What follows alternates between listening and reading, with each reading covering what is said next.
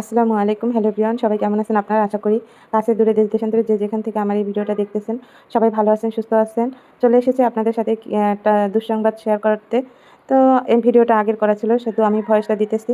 তো সকালবেলা হচ্ছে আমি আমার মোবাইলটা ওপেন করার সাথে সাথে খুকি ব্লগ নামে একটা চ্যানেল চলে আসে, কারণ আমি ওনাদের ভিডিও ব্লগ দেখি।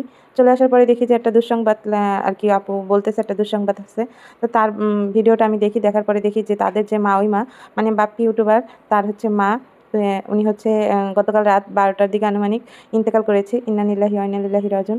সবাই হচ্ছে তার মার জন্য দোয়া করবেন, তার মাকে যেন আল্লাহ বেহেশত নসিব করুক। শুনে অনেক খারাপ লাগলো, কারণ তাদের ভিডিও আমি দেখি।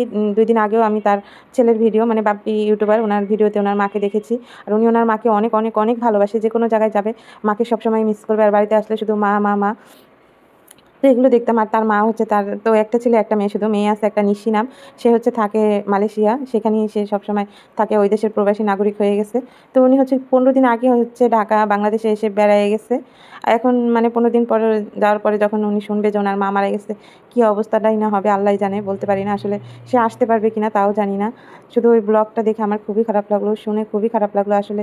এভাবে মানুষের কোনো হায়াত মওতের হাত নেই আসলে। উনি কিন্তু শেষ শবে বরাতটা খেয়ে যেতে পারছে, মানে আল্লাহর রাস্তায় অবশ্যই নামাজ পড়ছে। উনি হচ্ছে একটু নামাজি, দেখছি সবসময় নামাজ পড়ে, তারপরে মাথায় কাপড় দিয়ে থাকে অল টাইম। আর তারা এখনও কোনো ভিডিও দেয় না, যেহেতু ওনারা এই পরিস্থিতিতে নাই। তো ওনার যে হচ্ছে শালা শালি, তারপরে হচ্ছে শালার বউ, ওনারা হচ্ছে ভিডিও দিতেছে, বলতেছে যে মারা গেছে ওনাদের মা, ওই মা, ওই থেকেই আমি শুনেছি। তো আর কি বলবো, ওনাদের অবস্থা তো এখন আল্লাহই জানে। আমরা তো আর বলতে পারতেছি না আসলে। আল্লাহ তাদেরকে ধৈর্য ধারণ করার ক্ষমতা দিক। তানজিলা হচ্ছে প্রেগনেন্ট। তানজিলার দাদিকে কিন্তু খুবই ভালোবাসে, খুবই। তানজু যে ব্লগার, তো তানজুও কিন্তু তার দাদিকে খুবই ভালোবাসে, দেখি সবসময় বাড়িতে আসলে দাদু দাদু করে। তারপর আবার তার দাদিও কিন্তু তাকে খুবই ভালোবাসে। যাই হোক, সবাই বাপ্পি ভাই মায়ের জন্য দোয়া করবেন, আল্লাহ যেন তাকে বেহেশত নসিব করুক।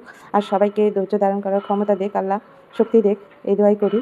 সবাই ভালো থাকবেন বন্ধুরা। আপনাদের সাথে কথাটা শেয়ার করলাম, কারণ মানুষের আসলে কোনো হায়াত মুহূর্তের কোনো টাইম নেই। কখন মানুষ মানে মৃত্যুবরণ করবে সে নিজেও জানে না। ভালো মানুষ দেখলাম 2 দিন আগেও ভিডিওতে সেই মানুষটা হঠাৎ করে এভাবে মরে গেছে, শুনে খুবই খারাপ লাগলো। আমি কথাও বলতে পারতেছি না আসলে। যাই হোক, সবাই ভালো থাকবেন। আসসালামু আলাইকুম।